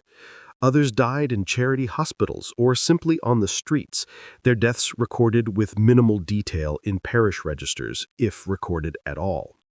The workhouse was the Victorian safety net for those who had exhausted all other options. Conditions were deliberately harsh. The principle of less eligibility held that workhouse life should be worse than the worst outside employment to discourage people from seeking relief. Inmates wore uniforms, followed strict schedules, did hard labor, and lived in Spartan conditions. For former prostitutes, the workhouse meant judgment from staff and fellow inmates, relegation to the lowest work details, and the permanent stamp of pauperism. Some workhouses had separate wards for syphilitic patients, often women who had no other place to go as their disease progressed. These wards were essentially waiting rooms for death. The women received minimal care, mainly isolation, to prevent them from infecting others. As their disease advanced, personality changes, dementia, paralysis, the grotesque disfigurement of late-stage syphilis, they were simply left to die, their bodies then buried in unmarked paupers' graves. The broader public health infrastructure largely ignored prostitutes or actively harmed them. Efforts to improve public health focused on respectable populations. Clean water, better sewage, improved housing. These reforms benefited the working class generally, but often bypassed the most marginalized. Prostitutes living in the worst lodgings with the least access to clean water and the most exposure to disease received the least benefit from public health improvements. Charitable medical dispensaries existed in some areas, providing basic care to the poor. Some treated prostitutes without judgment. Others refused to see known prostitutes or subjected them to moral lectures alongside medical treatment. The quality of care varied wildly. Some dispensaries were staffed by dedicated doctors providing genuine help. Others were training grounds for medical students who practiced on poor patients, including prostitutes, without concern for their comfort or consent. Alternative medicine flourished in Victorian London, and prostitutes were awesome customers. Herbalists sold remedies for venereal disease that were useless but less toxic than mercury. Wise women offered abortifacients with varying degrees of effectiveness and safety. Patent medicines promised cures for women's complaints, coded language for reproductive issues, and were bought by desperate women who couldn't afford or access legitimate medical care. Some of these alternatives provided genuine help. Certain herbs did have mild antiseptic or pain-relieving properties. Experienced midwives could safely perform abortions using herbal methods. But many were frauds, expensive preparations of worthless ingredients, or worse, dangerous chemicals that caused harm rather than healing. Desperate women paid money they couldn't afford for medicines that didn't work, sometimes making their conditions worse. The cumulative effect of all of these health challenges was that prostitutes died young. A woman entering prostitution in her late teens might be dead by 30, her health destroyed by disease, malnutrition, violence, and the grinding stress of her life. Those who survived longer often did so with chronic health problems that limited their ability to work and left them in constant pain. The causes of death were varied but predictable: venereal disease in its various complications, tuberculosis, violence, complications from pregnancy or abortion, alcoholism, drug overdose, sometimes accidental, sometimes suicide, pneumonia and other respiratory infections, and simply exhaustion, bodies worn out by privation and overwork. The deaths were often not recorded with much detail. Natural causes covered a multitude of diseases. Misadventure might mean anything from an accident to murder. Many deaths went completely unrecorded. Women dying anonymously in lodging houses or on the streets, their bodies buried in common graves. The broader public health infrastructure could have done much more to help prostitutes, but was constrained by moral prejudice and economic barriers. Doctors who advocated for compassionate treatment of prostitutes faced criticism from colleagues who believed such women deserved their suffering.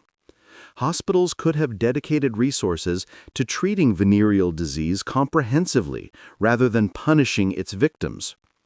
Public health efforts could have focused on the most vulnerable rather than the most respectable.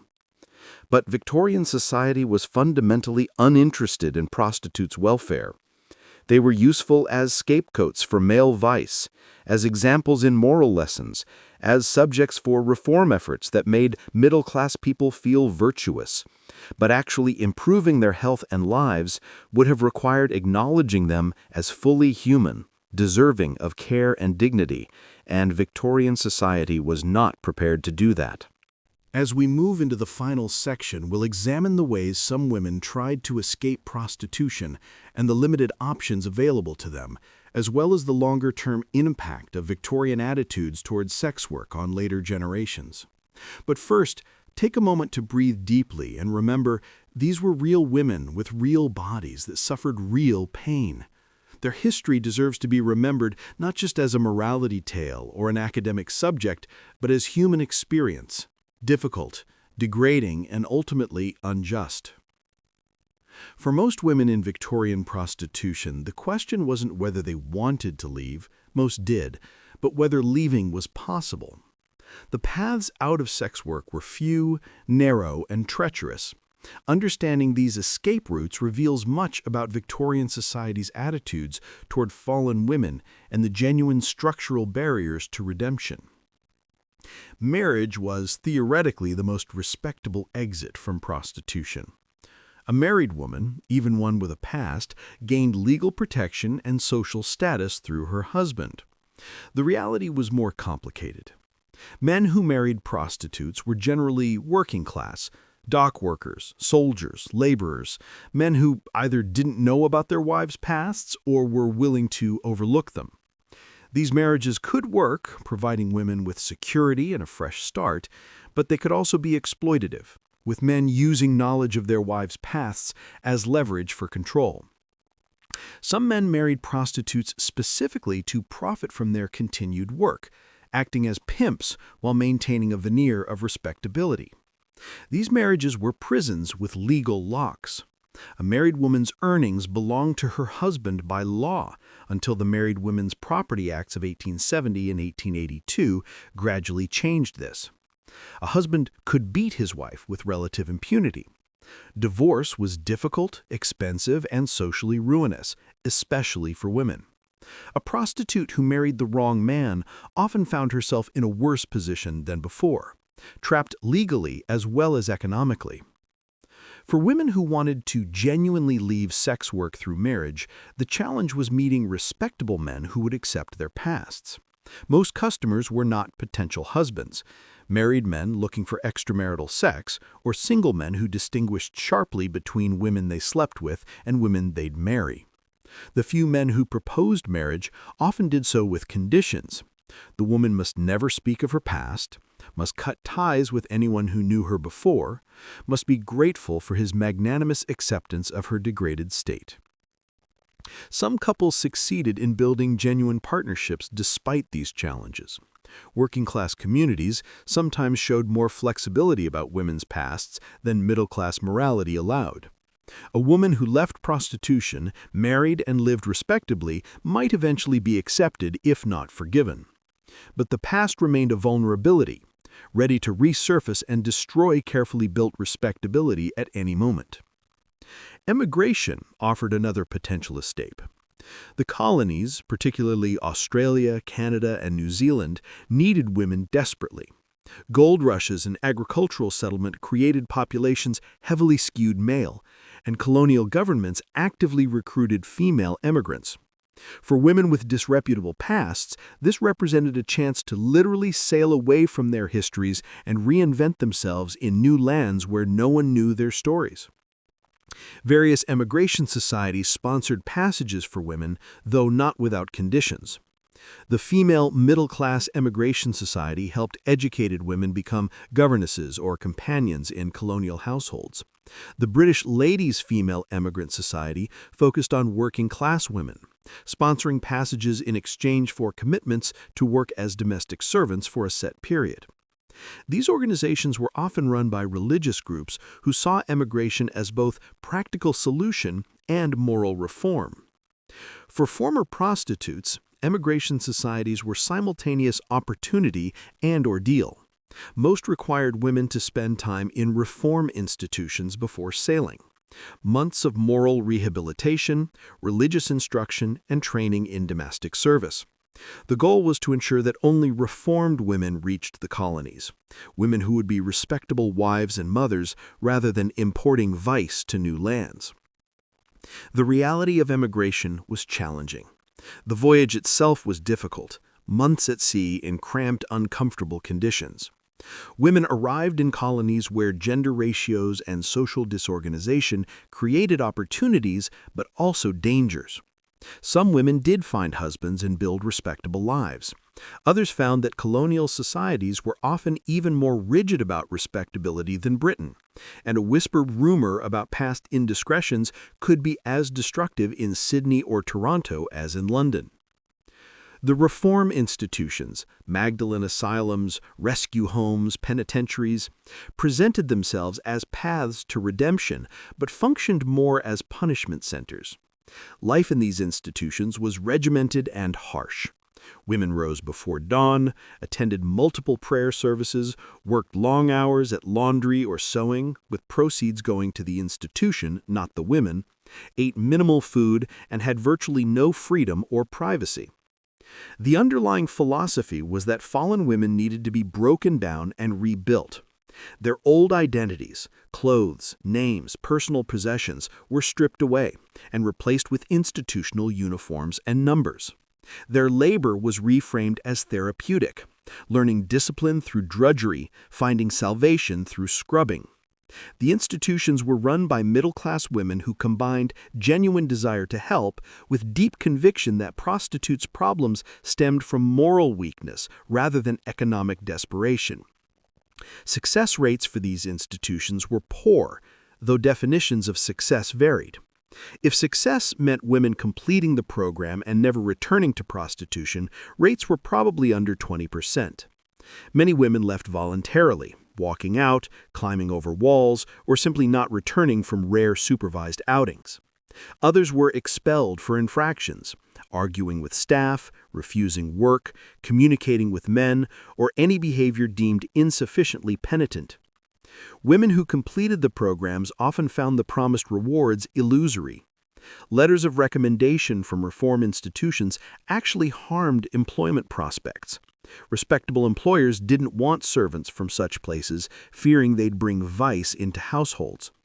The domestic service positions the institutions arranged were typically the worst available: lowest wages, hardest work, most demanding employers. Many women found these positions intolerable and returned to prostitution not from vice, but from simple economic calculation that sex work paid better. A few institutions took more humane approaches. Some recognized that punishment wasn't rehabilitation and tried to provide genuine education and training. The London Female Preventive and Reformatory Institution, for example, attempted to teach skills beyond laundry, reading, writing, basic accounting, that might give women real economic options. But these progressive institutions were exceptions, and even they struggled with the fundamental problem that Victorian society offered limited legitimate opportunities for women, especially those with stained pasts. Some women found paths out through entrepreneurship. A prostitute who saved carefully might accumulate enough capital to start a small business, a lodging house, a shop, a service business like laundry or dressmaking. This required not just money, but business acumen, and the risk was high. Businesses failed regularly in Victorian London, and a woman with no social safety net and a criminal record couldn't afford failure. For those who succeeded, though, entrepreneurship provided genuine independence. A woman running her own business answered to no employer, madame, or husband. She could build respectability through economic success, and economic success could sometimes overcome, if not erase, a disreputable past. Some former prostitutes became successful enough to employ others, creating opportunities for other women to escape poverty. A darker form of entrepreneurship was becoming a madame or brothel keeper oneself. This was perhaps the most common path for prostitutes who accumulated some capital but couldn't or wouldn't fully leave the trade. The transition from worker to management provided better income and protection from the worst dangers of street work, but it also meant profiting from other women's labor and accepting permanent association with vice. Former prostitutes who became madams often treated their workers harshly, perhaps overcompensating for their own pasts, perhaps simply following the exploitative models they'd experienced themselves. A very few women escaped through extraordinary circumstances, catching the eye of wealthy protectors who set them up in long-term arrangements, or even, very rarely, marrying into respectable society. These cases were exceptional and often became cautionary tales or scandals. The actress who married a lord, the prostitute who became a merchant's wife. These stories circulated as examples of either redemption or continued degradation, depending on the teller's moral framework. For most women, there was no clean escape. They aged out of prostitution gradually, moving down the hierarchy as youth and looks faded. The courtesan became a brothel worker, the brothel worker became a street prostitute, the street prostitute became a workhouse inmate. This progression could take decades or happen rapidly depending on health, luck, and circumstances. The endpoint was often the same: poverty, illness, and death without ceremony or remembrance. The reform movements of the late Victorian era began to shift, however slowly, toward more practical approaches. The 1880s and 90s saw growing awareness that moral lectures and harsh discipline weren't solving prostitution. Some reformers started advocating for economic solutions: better wages for women's work, more employment opportunities, housing for single women, and support for single mothers. These were radical ideas that challenged fundamental Victorian assumptions about gender and morality. The social purity movement that emerged in the 1880s combined traditional moral reform with new political activism. Led by figures like Josephine Butler, the movement campaigned not just to save individual women, but to change the laws and social structures that created prostitution. The success in repealing the Contagious Diseases Acts demonstrated that reform was possible. The Criminal Law Amendment Act of 1885, which raised the age of consent from 13 to 16 and strengthened penalties for procuring and brothel keeping, showed that Victorian morality could be marshaled toward protective rather than just punitive ends. But reform had limits. The Criminal Law Amendment Act also included provisions against gross indecency between males, the Labouchere Amendment, which criminalized homosexual acts and would be used to prosecute men for decades. Moral reform movements often mixed progressive and repressive elements, seeking to protect women and children while also enforcing rigid sexual norms that harmed other vulnerable groups. The legacy of Victorian prostitution and society's responses to it shaped subsequent generations' approaches to sex work. The basic tension between prohibition and regulation, between viewing prostitutes as criminals or victims, between addressing supply or demand, persisted into the 20th century and remains unresolved today. Victorian attitudes toward prostitution influenced 20th century efforts to combat sex trafficking. The moral panic about white slavery, European women forced into prostitution abroad, led to international treaties and law enforcement cooperation. While genuine trafficking did exist, the panic often conflated all prostitution with slavery, assuming women couldn't choose sex work and must have been forced. This erased women's agency while also making it harder to address actual coercion and trafficking. The medical establishment's approach to venereal disease continued to focus on women as vectors of contagion well into the 20th century. During both World Wars, prostitutes near military bases faced surveillance, forced examination, and detention remarkably similar to what happened under the Contagious Diseases Acts.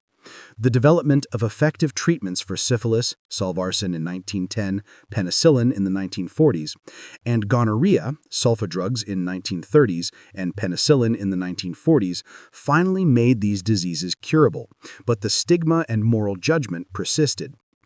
The language and concepts Victorian reformers developed continued shaping how societies thought about prostitution.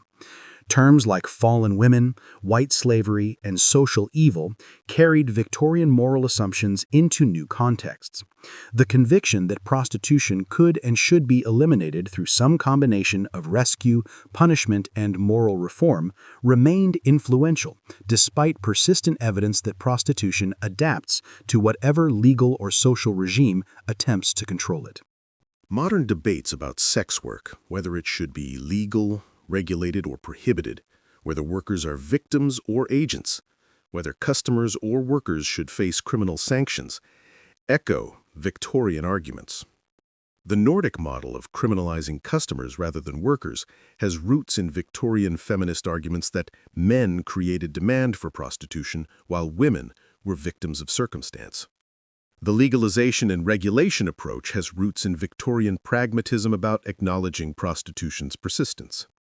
The prohibition approach reflects Victorian moral absolutism about the evil of commercialized sex. What the Victorians rarely questioned was the fundamental economic structure that made prostitution viable. As long as women earned dramatically less than men for legitimate work, as long as respectable employment was unavailable to women with any whiff of scandal, as long as society provided no support for single mothers or widows, prostitution would persist as an economic solution to women's poverty. Some Victorian reformers recognized this. They advocated for better wages, more employment opportunities, and social support. But these were radical positions that threatened established hierarchies, so they gained little traction.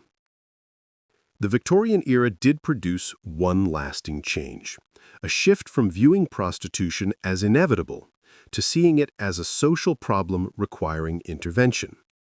Earlier eras simply accepted prostitution as part of urban life. The Victorians, with their faith in progress and reform, believed society could be perfected through proper management. This belief drove both the excesses of the Contagious Diseases Acts and the genuine compassion of reformers who worked to provide alternatives to desperate women. The stories of individual women were largely lost.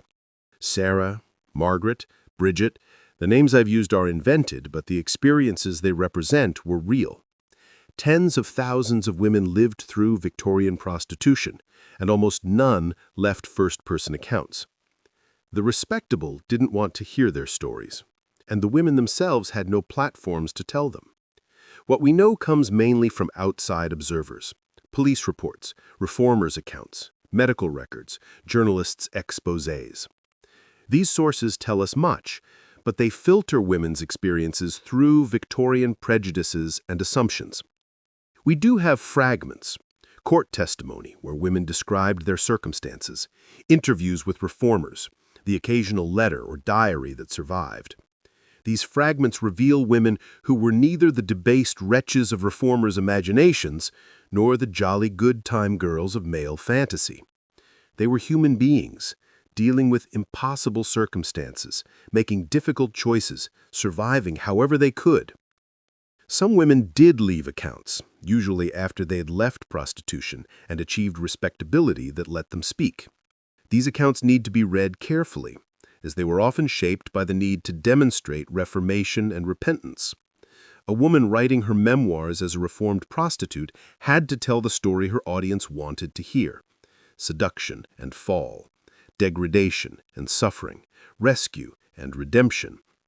Whether this narrative matched her actual experience is unknowable. The children of prostitutes left almost no record at all. Many were abandoned at birth, left at foundling hospitals or baby farms where most died in infancy. Those who survived often didn't know their mother's occupations or were taught to lie about them. The stigma passed to children, marking them even though they'd done nothing wrong.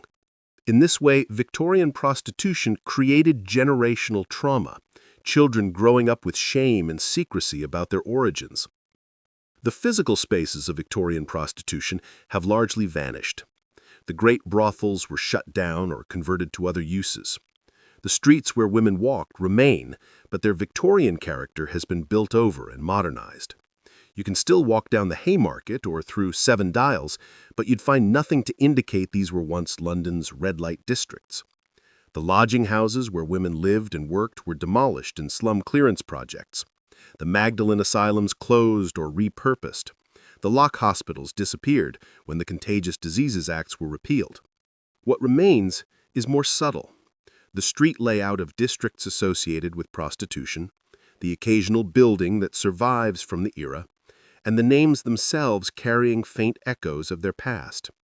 More significantly, what remains is the legacy of Victorian attitudes.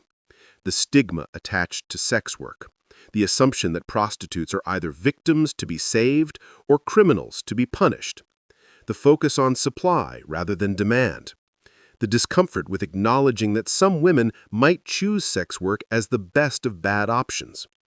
Contemporary movements for sex workers' rights have worked to challenge these Victorian legacies, arguing that sex workers deserve the same labor protections, legal rights, and social respect as other workers. They've pointed out that criminalizing sex work drives it underground, making workers more vulnerable to violence and exploitation. They've documented how police harassment, legal sanctions, and social stigma create the conditions that make sex work dangerous, not sex work itself. But Victorian morality remains powerful in public discourse. The language of exploitation, trafficking, and sexual slavery, much of it originating in Victorian reform movements, shapes how societies think about prostitution. The conviction that prostitution is inherently harmful and degrading, that no woman could truly choose it, that it must be eliminated for women's own good. These are Victorian ideas that persist into the present. The Victorian era was a pivot point in how Western societies thought about prostitution. Earlier eras acknowledged it as inevitable and made limited attempts at regulation. The Victorians made it a moral crusade, a social problem, a site of reform efforts and political activism. This had positive aspects. It led to raising the age of consent, repealing exploitative laws, and providing some assistance to desperate women. But it also intensified stigma, increased legal sanctions, and framed prostitution in moralistic terms that made it harder to address the economic desperation that drove most women into the trade. As our long night's journey through Victorian London comes to an end, we return to where we began. In the fog, among women trying to survive. Sarah, perhaps, finishing her night's work as dawn approaches, counting her coins and hoping it's enough for another week's rent. Margaret, returning to her St. John's Wood lodgings, removing her fashionable dress and wondering how long her looks will last. Bridget, in a Dockland alley, hoping to earn just enough for a bed for the night and a bit of gin to numb the pain. These women existed in a specific historical moment, but their fundamental situation, economic desperation, forcing women into selling sex, a society that condemned them while sustaining demand for their services, laws and social structures that punished rather than protected, has echoes in every era, including our own. Understanding their history doesn't provide simple answers to contemporary debates about sex work, but it does complicate easy assumptions and reveal how deeply moral judgment has shaped policy and public attitudes. The fog is lifting now. Morning comes to Victorian London. The street lamps are extinguished. Respectable people emerge for their daily business, carefully not seeing the women who worked through the night. The city maintains its dual existence, one respectable, one disreputable, each pretending the other doesn't quite exist. This was the Victorian genius and the Victorian tragedy, the ability to maintain contradictions, to separate public morality from private behavior, to condemn vice while depending on it. As you drift toward sleep, remember these women not as statistics or moral lessons, but as people, complex, fallible, human. They lived in difficult times and made difficult choices. Their history deserves to be told fully, not sanitized for moralistic purposes or romanticized into titillation. They were neither angels nor whores, neither victims without agency nor free agents without constraints. They were women surviving in a world that gave them few choices and less mercy. Sleep now, if you can. Dream, perhaps, of a world more just than Victorian London, where women's survival doesn't depend on selling their bodies, where poverty doesn't trap people in impossible situations, where morality means compassion rather than judgment. That world didn't exist in the Victorian era. Whether it exists in ours remains an open question. The street is quiet now. The women have gone to their lodgings or to their next destinations. The customers have returned to their respectable lives. The city sleeps, or pretends to sleep, wrapped in its contradictions and its fog. Good night.